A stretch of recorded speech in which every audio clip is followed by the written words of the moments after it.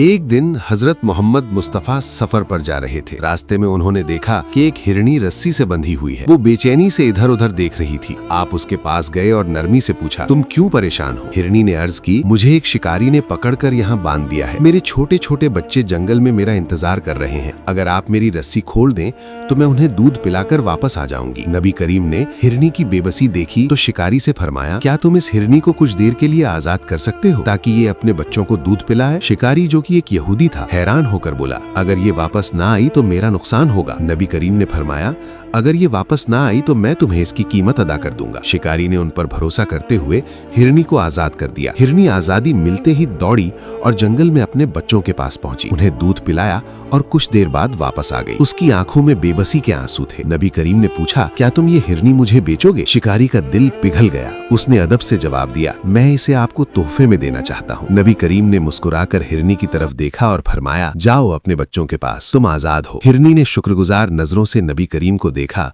और जंगल की तरफ दौड़ गई।